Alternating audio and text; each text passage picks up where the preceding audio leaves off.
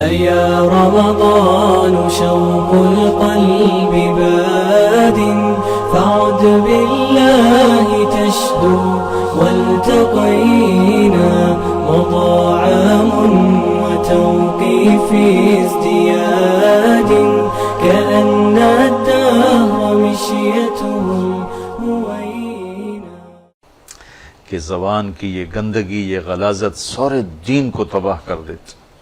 لقمان علیہ السلام نے فرمایا تھا اپنے بیٹے سے، بیٹا میں چپ رہنے پہ کبھی نہیں پچھتایا، میں جب بھی پچھتایا اپنے بول پہ پچھتایا۔ تو بہت گندا بول ہے، سباب المومن فسوق، میرے نبی نے فرمایا مسلمان کو گالی دینا بہت بڑا جرم ہے، بہت بڑا گناہ ہے۔ بیت اللہ کو توڑ دینا چھوٹا جرم ہے، اور کسی مسلمان کو بے عزت کرنا یہ بڑا جرم ہے۔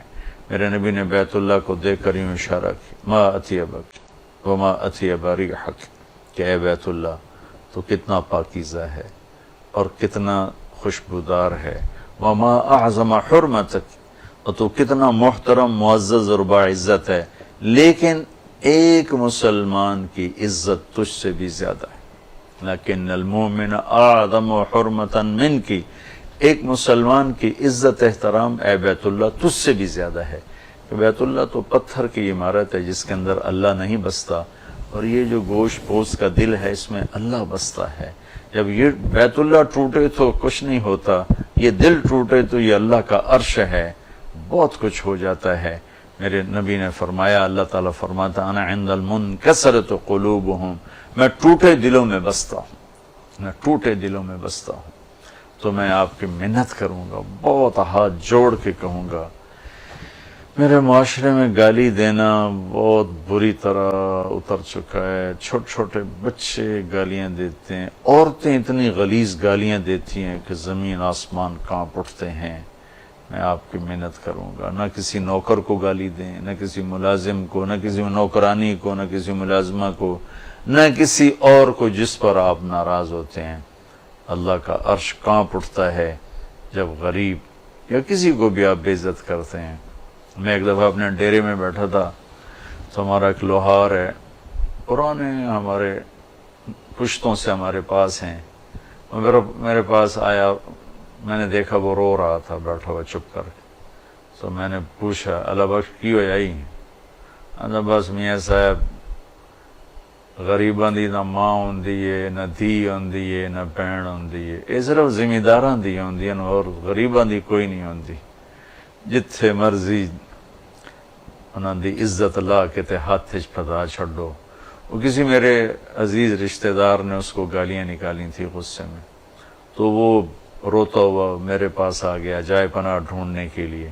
تو اس کے یہ اتنے دکھ بھرے الفاظ تھے، میں جب بھی نقل کرتا ہوں تو مجھے خود رونا آ جاتا ہے کہ میاں صاحب بس غریباں دی نہ ماں ہوندی ہے، نہ بہن ہوندی ہے، نہ دھی ہوندی ہے، نہ عزت ہوندی ہے، یہ صرف ذمہ داراں دیاں ہوندی ہیں، غریباں دیاں کوئی نہیں ہوندی۔ اس درد سے اس نے وہ الفاظ کہے تھے، 15-16 سال پرانی بات ہے، لیکن مجھے ہر دفعہ رونا آ جاتا ہے۔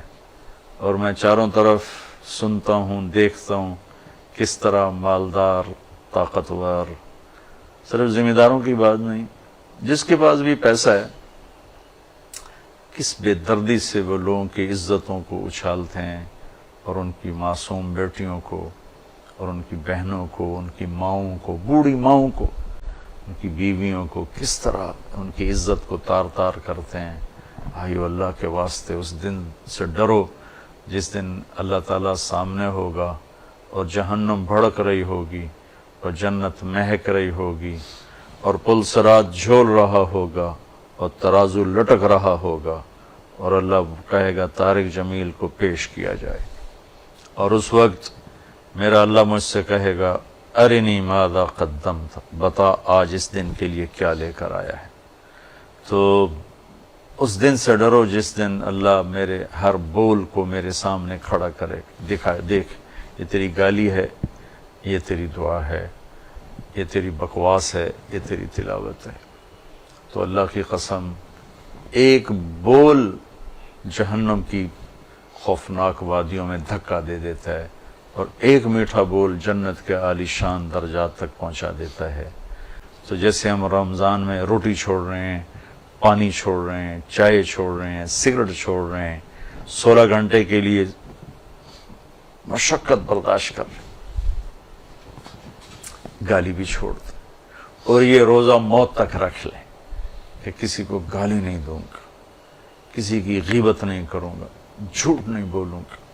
اس روزے کو اگر آپ نے نبھا لیا بہت بڑی کامیابیاں اللہ تعالیٰ دینے والے ہیں۔ کسی کا دل دکھانا اللہ کے عرش کو ہلا دینے والی بات، کسی پر ظلم کرنا یہ بہت بڑا ظلم ہے۔ صرف قبضہ گروپ ظالم نہیں ہے، یہ بھتہ خور ظالم نہیں ہے، یہ قتل کرنے والے ظالم ہیں، یہ بھی ظالم ہے۔ یہ بھی بہت بڑا ظلم ہے جو عورتیں، مرد، جوان، بوڑھے، بچے، بچیاں گندی گالیاں، غلیظ گالیاں، خوفناک گالیاں انسان کی عزت کو پارا پارا کر دیں، تار تار کر دیں اور انسانیت کے ماتھے پر داغ لگا دیں۔ گالی نہ دو۔